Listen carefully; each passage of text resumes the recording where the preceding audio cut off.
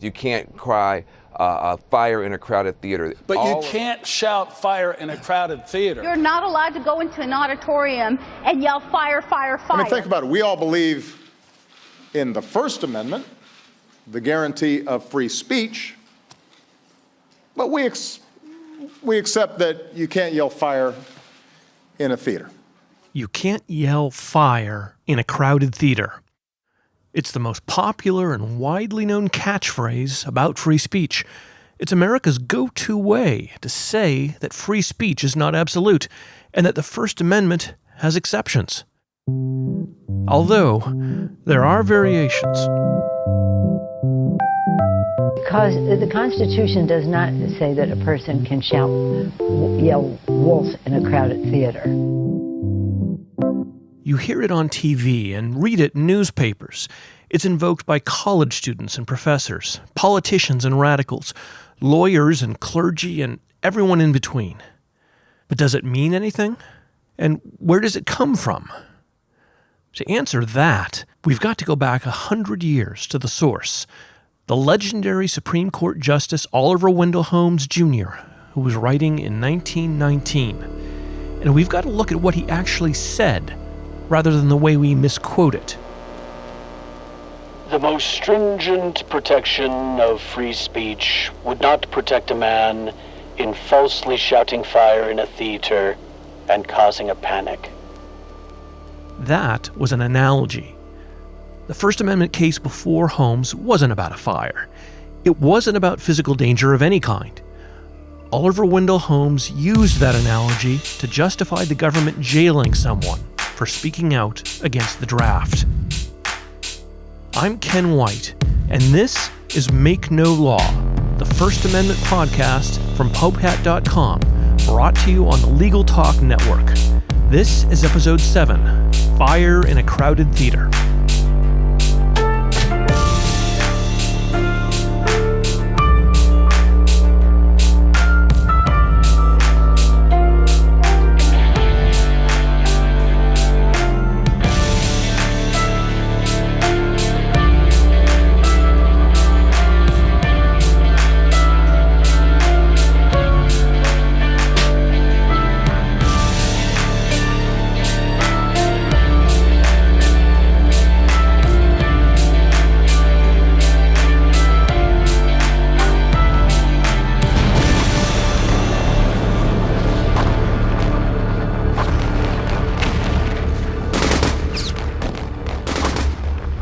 The shout of fire Oliver Wendell Holmes was talking about was opposition to the military draft, and his theater was America's entry into World War I.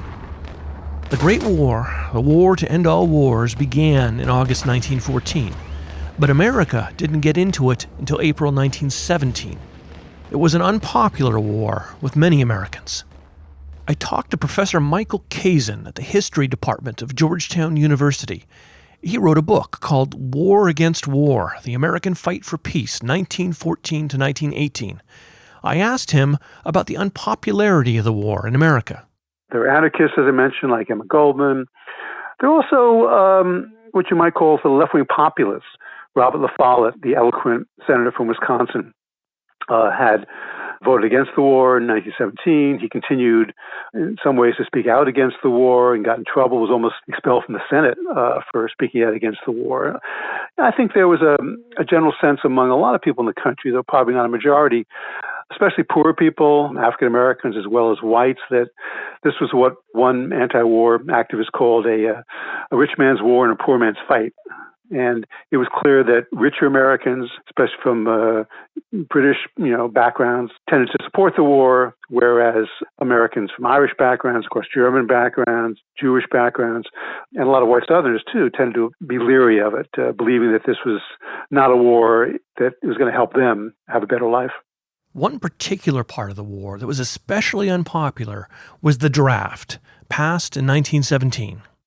The idea of a draft was unpopular in America, a country which, after all, was, which our sort of national religion in some ways, secular religion with self-reliance, individualism, the idea that the government shouldn't be able to force you to do something you don't want to do. And of course, the idea the government could force you to, if you're a young man, to go into the military and risk your life was something that there was even some people who supported the war were not crazy about that. The Speaker of the House of Representatives, for example, a Democrat named Champ Clark, who voted to declare war, was opposed to the draft. He said in a speech opposing the draft on the floor of the House of Representatives, he said, "In the estimation of Missourians, there is precious little difference between a conscript and a convict." So, with mainstream Democrats in what was then the president's party, the Democrats, saying that kind of thing, you can imagine there was a lot of unhappiness, and there were a lot of Americans who resisted the draft just by not cooperating with the government, which was a lot easier to do 100 years ago, when a lot of people didn't have government documents with them, and they weren't really known to the government in the way pretty much everyone's known to the government now. But America could not fight without conscription. It just didn't have the army.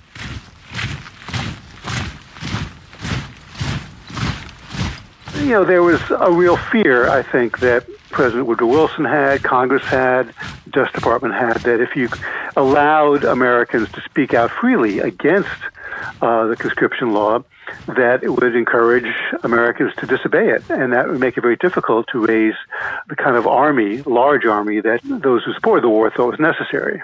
The U.S. military increased tremendously during the war. People don't really, I think, appreciate that. There were fewer than 200,000 men in the army before the war was declared in 1917, and by the end of the war, there were 4 million men in the army. So that's an increase in military force that the U.S. has never seen before, really, and that necessitated having a draft, of course. Add to that another fear, the fear of the other, the immigrant, the ethnically tinged anxiety about a nation that now includes people from the very countries that we would be fighting. But also, I think, a sense that in a country which is full of immigrants, many of whom were not well assimilated, didn't speak English, didn't want to be assimilated necessarily, were often had loyalty to their home countries, which were fighting against one another in this great war overseas, that there was a sense that if you didn't force people to go along with the war effort and go along with the conscription law, that the country might fall apart. The melting pot, in effect, was not melting. There were a lot of so-called hyphenated Americans, as Woodrow Wilson called them, who refused to give up their hyphens, their foreign ethnicity. So that was part of what was going on as well, I think. Now, of course, today we have a lot of resentment by some people against immigrants, but a lot of other immigrants, of course, speak English and are part of American life. But then I think there was more of a sense that America was fragmented between people from different nationalities and different racial groups. And I think the fear was that if there wasn't coercion, then the fragmentation would continue and America might actually be unable to fight the war effectively. There's nothing more dangerous to freedom than a fearful Congress. And this was no exception. In June 1917, just 2 months after declaring war, Congress passed the Espionage Act of 1917. The Espionage Act prohibited, among other things, speech, willfully causing or attempting to cause insubordination, disloyalty, mutiny, or refusal of duty in the armed forces, or willfully obstructing the recruiting or enlistment service of the United States. President Woodrow Wilson had been agitating for a law like this for years, even back when he was nominally trying to keep us out of war. Here's what he said about it in his State of the Union address in 1915.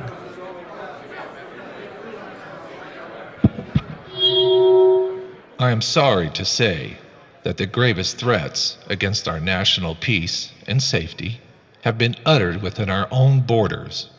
There are citizens of the United States, I blush to admit, born under other flags but welcomed under our generous naturalization laws to the full freedom and opportunity of America, who have poured the poison of disloyalty into the very arteries of our national life, who have sought to bring the authority and good name of our government into contempt, to destroy our industries wherever they thought it effective for their vindictive purposes to strike at them, and to debase our politics to the uses of foreign intrigue.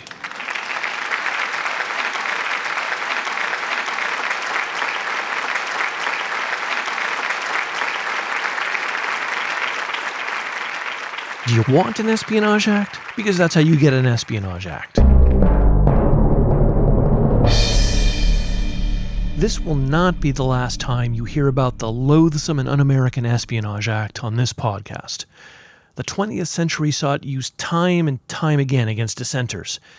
Its use in World War I was especially vigorous, and to our modern ears, especially outrageous. In May 1918, an activist named Rose Pastor Stokes was sentenced to 10 years in federal prison by a judge in Missouri. She was sentenced for a letter to the editor that said, "I am for the people, while the government is for the profiteers." The judge said, "Our armies on the field can succeed only so far as they are supported by the folks at home." In Kentucky, a man was prosecuted for a pamphlet that argued that military service should be voluntary, made up of people who wanted to fight, and that people who did not agree with the war should not have to fight. Into this soup of fear and censorship walked Charles Schenck. Schenck was a socialist, the general secretary of the U.S. Socialist Party in Philadelphia. The socialists were strongly against the war. He and his compatriots drafted a leaflet, a double-sided piece of paper covered in small print, railing against the war. They sent it to 15,000 men who had been drafted to fight. The leaflet combined a rousing celebration of constitutional rights with both socialist and anti-war rhetoric. It was headed in big, bold type, "Long live the Constitution of the United States. Wake up, America, your liberties are in danger." A lot of the leaflet sounds like something out of a patriotic rally.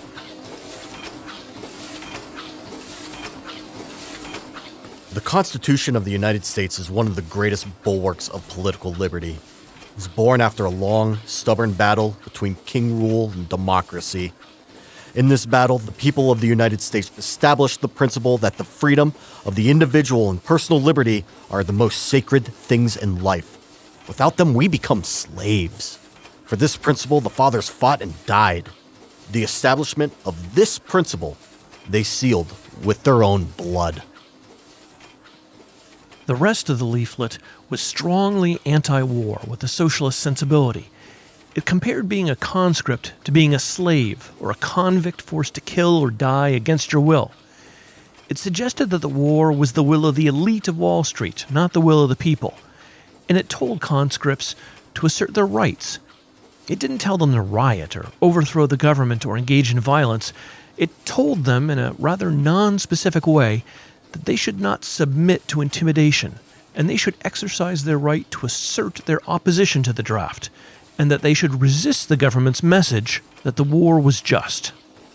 Will you stand idly by and see the Moloch of militarism reach forth across the sea and fasten its tentacles upon this continent? Are you willing to submit to the degradation of having the Constitution of the United States treated as a mere scrap of paper? Do you know that patriotism means a love for your country and not a hate for others? Will you be led astray by a propaganda of jingoism masquerading under the guise of patriotism? Schenck was arrested, charged, and convicted under the Espionage Act, and for misusing the United States mails. And how's this for swift justice? The law was passed in June, Schenck was indicted in September, and he was convicted in December, all of 1917. Charles Schenck unsuccessfully argued that his speech was protected by the First Amendment, and he took that argument all the way to the Supreme Court. His argument was the obvious one. How can we be a free society if we can't debate whether a war is just or unjust? Here's what his lawyers wrote in his Supreme Court brief. If all opponents of a war are suppressed and all advocates of a war are given free rein, is it not conceivable that a peace-loving president might be prevented from making an early, honorable peace founded on justice? How can the citizens find out whether a war is just or unjust unless there is free and full discussion? If it is criminal to say the draft law is wrong, then it is criminal to say that any law is wrong. For the Constitution, we are told, is not suspended in time of war, but we dare not attack it or our form of government. The government's brief was quite dismissive, calling Schenck's appeal to the First Amendment frivolous and insubstantial. The Supreme Court, in an opinion written by Justice Holmes, made short work of Charles Schenk's argument. This was the dawn of First Amendment analysis. Even though the amendment was 130 years old, there were almost no cases exploring how it worked or what it meant or what exceptions to it there might be. Lawyers say that bad facts make bad law. These facts, an apocalyptic war and a troubled nation, were very bad. Justice Holmes said that the gravity of the situation, the war, justified the restriction on speech. The question in every case is whether the words used are used in such circumstances and are of such a nature as to create a clear and present danger, that they will bring about the substantive evils that Congress has a right to prevent. It is a question of proximity and degree. When a nation is at war, many things that might be said in time of peace are such a hindrance to its effort that their utterance will not be endured so long as men fight, and that no court could regard them as protected by any constitutional right. That phrase, clear and present danger, slowly became not just a catchphrase, but a test of when the government could punish speech despite the First Amendment. It would be the test for 50 years. You might notice how circular it is. Speech can be punished if there's a clear and present danger that it will bring about the evil that Congress has a right to prevent. Okay, but what does Congress have the right to prevent? Does Congress have a right to prevent an opinion, a state of mind, a wave of opposition to what Congress wants? Does Congress have the right to prevent me from persuading you of something Congress doesn't like? It's ambiguous, really. Not much of a restriction on government power at all. In support of his conclusion, Holmes also uttered the immortal phrase about fire in a theater. We admit that, in many places and in ordinary times, the defendants, in saying all that was said in the circular, would have been well within their constitutional rights. But the character of every act depends upon the circumstances in which it is done. The most stringent protection of free speech would not protect a man in falsely shouting fire in a theater and causing a panic. Holmes was a famously gifted writer, renowned for his ability to evoke an emotional response with his writing. This analogy to a fire in a theater was well calculated to get just such an emotional response. It doesn't hit us in the gut here in 2018, but in 1919, invoking a fire in a theater causing a panic was a powerful rhetorical device. The 19th and early 20th century was a time of deadly theater fires. Construction was shoddy, theaters were fire traps, and people still used candles and lanterns. The result could be catastrophic. On December 30th, 1903, the Iroquois Theater in Chicago burned. It had been promoted as a modern, safe theater, but it wasn't. During a weekday matinee of a musical, a spark from a light caught a stage curtain. Actors on the stage tried to calm the crowd, which was largely women and children. But they failed. The crowd panicked. And at the end of it, more than 600 men, women, and children had died. Died from the flames, died from smoke, died from being trampled or pressed to death in the desperate rush to get out. Nat Brandt wrote a book about the Iroquois fire called, fairly enough, Chicago Death Trap. I talked to him about how common these fires were and how they played on the minds of the public in this time period. Take the Iroquois Theater, for example, absolutely new theater. It opened up in November of that year, and this was December now. They had sliding gates going up to the balcony, and the gates were, in order to get to the balcony, you would pass up the last flight of stairs, and then the gates were pulled across and locked so that people couldn't drift down and try and get better seats in the orchestra. they were kept locked. I mean, you would never do that today, or you shouldn't. There were no exit signs. They hadn't been put up yet. They were still being worked on. There were so many things that were omitted. There were fire hoses, but no water for the hoses that hadn't been attached yet. I mean, you name it, and it went wrong. The fear, the visceral horror of these fires helped drive the casualties because people reacted to the fires with sheer deadly panic. Well, the ushers, all of whom were teenagers, there was no fire drill for the ushers, what they should do, where they should lead people. And there were certainly no signs pointing as to where the exits were. So it was just madness.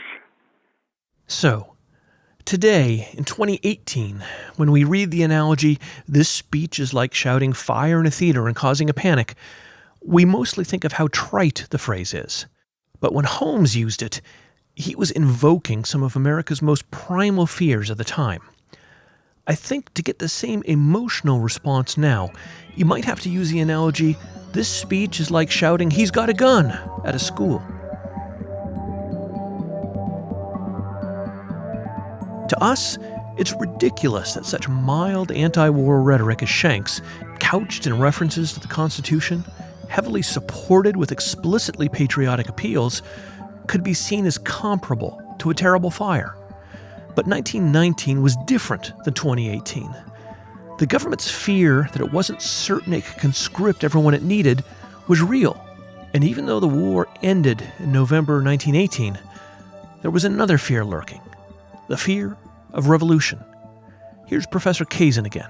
And there were revolutions happening, when the Shank case was decided, and actually in 1919, after the war had ended a few months afterwards, there were revolutions in Germany, attempted ones in Italy, in China. 1919 was a year, sort of like 1968, which people are talking about a lot these days, where revolutionary movements and revolutions seem to be popping up everywhere. So there was a real fear that would happen in the United States as well. In Seattle, there was a general strike which shut down the city, and some people talked about the Seattle Soviet, where workers would run the city and maybe go on to run the state and maybe even try to run the government itself. So this was a tumultuous time, and the government crackdowns were, I think, popular among most Americans because they were afraid that America would be changed beyond recognition. Fear drives censorship. So what did it mean that you can't falsely shout fire in a theater and cause a panic? Ultimately, it was just a florid way to say that the First Amendment is not absolute. It's a way to say the First Amendment shouldn't be absolute, that we can imagine speech that we can agree would be outside of it. It's a classic argument to test the viability of a right by applying it to the most horrible conduct we can imagine. In other words, it's pure rhetoric, not substance. But what does it mean today, in 2018? What does it mean when people repeat it to support some restriction on free speech or on other rights? What legal weight does it have? It really means absolutely nothing. It's a rhetorical device to say the First Amendment is not absolute, which is true, but that's not in dispute. So unless you say it in response to someone who says the government can't punish any speech whatsoever, it does not advance the argument you're making. It doesn't say a single thing of substance about whether the speech you're talking about is protected by the First Amendment. It's as if we were looking at an animal on the side of the road, trying to decide what it is, and I said, "Not all animals are cats." Your reaction would be, "Yes, thank you, I'm aware, but the question is, what is that animal?" We have the tools we need to decide what that animal is on the side of the road. With free speech, those tools are 100 years of Supreme Court cases. Back in episode 5, I talked about the case United States versus Stevens, the Crush Videos case. I'm still hearing from some of you about the sound effects in that one. That was such a sordid little case, but so important. It was important because the Supreme Court used it to explain how we go about answering this question. Now that we've agreed that not all speech is protected, is this particular speech we're talking about protected? The answer is that first, we start with a presumption that a law punishing speech for its content or message or subject matter violates the First Amendment. We look to see if the speech falls into a short list of well-defined historical exceptions to the First Amendment. Obscenity, defamation, fraud, speech that's integral to criminal conduct. And if the speech doesn't fall into one of those narrow categories, the government cannot restrict it unless it can pass that incredibly tough test called strict scrutiny, which is almost always fatal. So, how much does saying you can't shout fire in a theater help you in doing that analysis? Not a bit. It's empty words. Every time someone says it, I get a little more misanthropic. That's the end of the free speech story of Charles Schenck, but it's not the end of the free speech journey of Oliver Wendell Holmes. How did the man who crafted history's most useless cliché about free speech become one of free speech's heroes? You'll have to wait for the next episode to find out.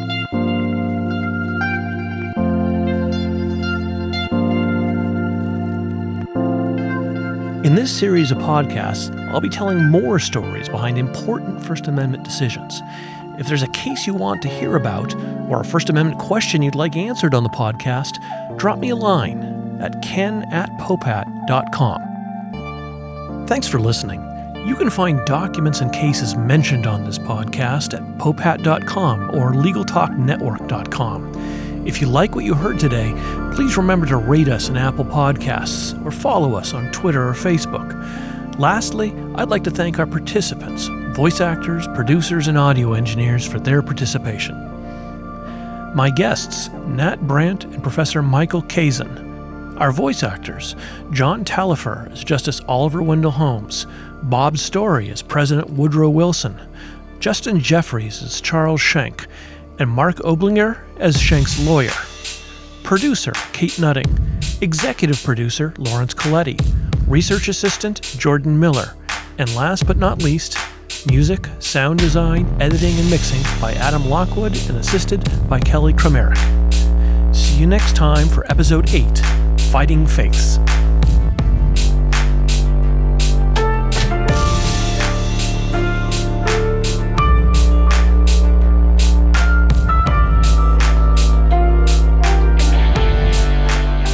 The views expressed by the participants of this program are their own and do not represent the views of, nor are they endorsed by, Popat, Legal Talk Network, or their respective officers, directors, employees, agents, representatives, shareholders, or subsidiaries.